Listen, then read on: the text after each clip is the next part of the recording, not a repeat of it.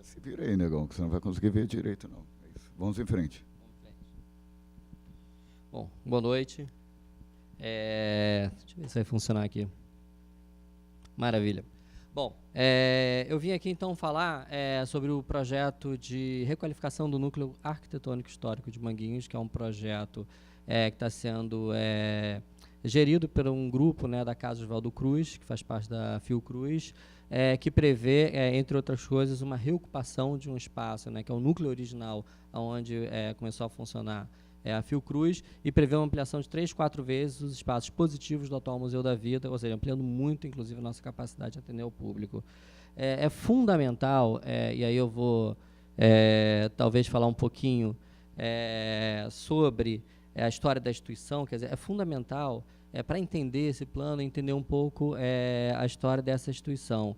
A Fiocruz ela é fundada em 1900, né, como Instituto Soroterápico Federal, pelo governo federal, ela sempre foi, né, parte do governo federal, e ela tinha como objetivo, na época, erradicar as principais males que assolavam o Rio de Janeiro, né, a peste bubônica, em seguida a varíola e a febre amarela. Desde então, né, com 114 anos, né, hoje em dia ela é a maior instituição de pesquisa em saúde pública da América Latina, uma das principais do mundo, realizações, pesquisa, desenvolvimento tecnológico, produção de vacinas, de remédios, faz atendimento em 2 hospitais e um posto de saúde, e tem dentro dela um centro de memória que abriga, inclusive, um museu, que é o Museu da Vida. É importante comentar que ter um museu não é uma novidade na Fiocruz. Na verdade, desde pelo menos a década de 20, que você tem funcionando na instituição 2 museus. Um deles é o Museu de Patologia, que continha uma coleção de anatomia patológica, na época que era a mais importante da América Latina. Inclusive, né, durante a visita ao Einstein, no Rio de Janeiro, foi um dos poucos locais de visita dele aqui no Rio de Janeiro. E também funcionou na instituição chamada Museu Oswaldo Cruz, que foi instalado aos moldes, né, da época do gabinete do Oswaldo Cruz, que foi totalmente preservado. É importante dizer, esses 2 museus seguiam um pouco a tradição da época, ou seja, não eram museus de acesso aberto ao público, eram museus para cientistas, ilustres visitantes, não tinham amplo acesso. Mas eles geraram 2 importantes tradições dentro da Fiocruz, né, que são as coleções e os acervos culturais que a gente tem hoje em dia. A Fiocruz hoje é detentora de 30 coleções biológicas, detém certamente, né, o maior acervo biológico ligado à medicina tropical. 18 dessas coleções são referências na área de pesquisa biomédica. Além disso, contém uma série de acervos culturais, como o acervo arquitetônico, né, que contém os exemplos mais importantes do estilo neomorístico, incluindo o próprio núcleo arquitetônico histórico de Manguinhos, que a gente está se referindo aqui. Tem um acervo arquivístico, né, com fundos que são considerados patrimônio da humanidade, como o de negativos de vidro, o Fundo Oswaldo Cruz e o Fundo Carlos Chagas. Um importante acervo bibliográfico, um acervo museológico da ordem de 3.000 itens, que está sob a guarda do Museu da Vida, com importante acervo sobre a história da medicina e saúde no Brasil, né, e história institucional, né, e um recente acervo arqueológico.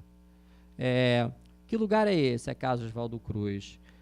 Seguindo, né, a tradição, logo após a redemocratização da Fiocruz, né, e aí Sérgio Aroca, na época presidente da Fiocruz, considerou de suma importância a criação de um centro de memória dentro da instituição, até resgatando essa tradição institucional, né. Esse centro de memória, então, em 87, ele recebe o nome de Casa Oswaldo Cruz, que 12 anos depois, então, implementa dentro de si o Museu da Vida, que é um museu de ciências no interior da Fiocruz.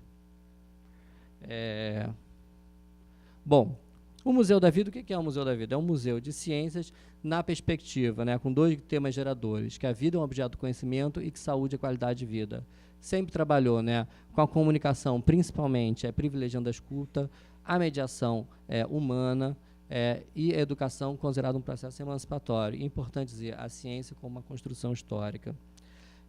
Esse museu trabalha, na verdade, no tripé, em 5 tripés, né? O atendimento ao público, a sua preservação do seu acervo museológico, a desenvolvimento de exposições, então desenvolvemos todas as nossas exposições, somos importantes centros de referência na área de pesquisa e divulgação científica, e temos importantes programas de formação. Bom, atendemos cerca de 200.000 visitantes ao ano, Anualmente também formamos 20 profissionais do nosso curso de pós-graduação em divulgação científica, um dos únicos do país, e em torno de 50 jovens, né, que de 15 a 22 anos, em diferentes programas de extensão, grande parte deles das comunidades do entorno da Fiocruz. É um museu que é espalhado dentro do campus da Fiocruz. A gente tem um espaço de acolhimento, que é o centro de recepção, o Parque da Ciência, um espaço aberto aos moldes do Museu de Ciência Tradicional, a Tenda da Ciência, um espaço de arte e ciência, a Cavalariça, né, que abrigava a antiga biodescoberta, que já está em renovação, e o passado presente, que são, na verdade, 3 salas do castelo. Trabalhamos também com diferentes exposições temporárias, inclusive a exposição Elementar, que foi uma exposição que ganhou 2 importantes prêmios do Interaction Design Awards, também a exposição Nós do Mundo, em parceria com o Inhotim. Trabalhamos também extramuros, partimos do pressuposto que ampliar o público é ir até um público estar.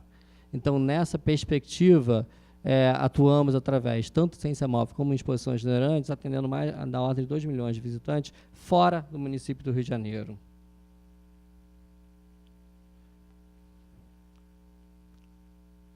Então, qual é o desafio que a gente tem no momento? Revitalizar e ampliar nossos espaços, né, de longa duração, manter a perspectiva de um museu focado na divulgação e popularização das ciências, sendo um espaço interativo, sendo um espaço que usa novas tecnologias, ampliando o acesso, mas olhar mais profundamente para o nosso acervo e para todo o acervo cultural que está presente e conseguir combinar essas duas coisas. Isso, para a gente, é um grande desafio, ou seja, como que a gente mantém essas características do museu contemporâneo, ao mesmo tempo que a gente olha para esse importante acervo cultural e dá acesso a toda essa memória histórica que a Casa Oswaldo Cruz tem. E isso, obviamente, implica em renovar também os nossos canais de interlocução com a sociedade. Bom, e que projeto é esse, né? Vamos aproveitar aí, o pouco tempo que tem para falar sobre ele. O núcleo arquitetônico histórico de Manguinhos é, então, esse núcleo original dos primeiros prédios que foram construídos para a Fundação Oswaldo Cruz. Ele representa, do ponto de vista arquitetônico, um conjunto que, enquanto conjunto, ele é possivelmente o melhor preservado dessa época no Brasil. Então, é fundamental olhar para ele como um bem cultural. Tradicionalmente, a maior parte desses prédios são ocupados por atividades administrativas. Então, o que esse projeto prevê? Prevê uma requalificação desse espaço, valorizando o patrimônio cultural, valorizando a interlocução com o público, especialmente, né, o público ali do entorno do campus da Fiocruz, aumentar as ofertas de divulgação científica, ampliando as áreas expositivas, aumentar o compartilhamento do conhecimento, facilitando o acesso a todas as coleções e acervos da Fiocruz. E garantir também espaço para a preservação desses próprios prédios a partir do momento que você os valoriza. O espaço, então, nessa foto aérea pode ser visualizado, quer dizer, ele está espalhado pelo campus também, consiste de diversas edificações, como o próprio castelo, que é o mais importante, a Cavalariça, o pavilhão do relógio, o pavilhão do quinino, o pombal, antigo biotério, a casa de chá, a Praça Pasteur, que é o ambiente entre esses espaços, o antigo almoxarifado, que anexa esse conjunto, e o pavilhão chamado Henrique Aragão, o Laboratório da Febre Amarela, que é onde foram produzidas as primeiras doses de febre amarela no Brasil, e até hoje, aliás, tem esse uso, e em breve será desativado para esse uso. Quais são, então, os 2 principais princípios, né, que eu já disse antes, vale a pena enfatizar, né? A educação, divulgação e popularização das ciências, ou seja, ele deve ser um objeto que sirva para a promoção da cidadania, especialmente na população que não tem acesso a esses bens culturais, e também um canal de articulação da Fiocruz com a sociedade. E, ao mesmo tempo, preservar e valorizar o patrimônio cultural, aumentando a integração, inclusive, desse patrimônio com a cidade.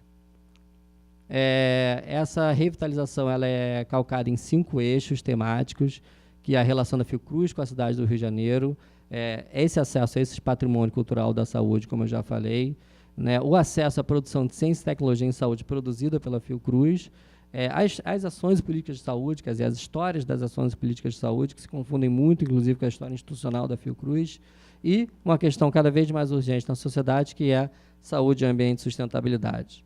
Bom, apesar do tempo estourado, eu acho fundamental falar só num último tópico, que é a importância do projeto ter uma interlocução com o entorno e outros projetos da cidade. O campus de Manguinhos ele fica situado próximo a 3 grandes complexos: Complexo de Manguinhos, Complexo da Maré e Complexo do Alemão, que somam ao todo em torno de 235 mil pessoas, sendo as últimas posições, né, em termos de IDH da cidade. Então, um projeto como esse é fundamental que se articule com esse entorno para que seja um bem cultural também para esse entorno. Esse projeto, então, ele está orçado em torno de 60 milhões, que pretende ser financiado por meio de Lei Rouanet e patrocínio do BNDES ao longo de 6 anos, em várias etapas, e terminar, então, quer dizer, que ele nos obriga a um reposicionamento, né? Maior foco na ciência de saúde, maior ainda interdisciplinaridade, menos escolarização e mais cultura e memória, família e lazer. Sendo, né, essa necessidade o quê? Do museu se colocar como um espaço fundamental de lazer da zona norte da cidade do Rio de Janeiro e ser reconhecido como referência na área de exposições de ciências da saúde. É importante mencionar que quem olha o mapa de museus do Rio de Janeiro não vai achar o Museu da Vida, porque estamos no verso, né, naquele mapinha do governo do estado. Ou seja, a grande maioria dos aparelhos culturais estão localizados, até o próprio mapa que a gente tem aqui no evento, no centro e na zona sul do Rio de Janeiro. A região que vai aproximadamente ali a partir de São Cristóvão até Santa Cruz, você conta nos dedos de uma mão o número de museus de médio a grande porte. Então, oferecer esse tipo de ação para essa área da cidade é importantíssimo e fundamental.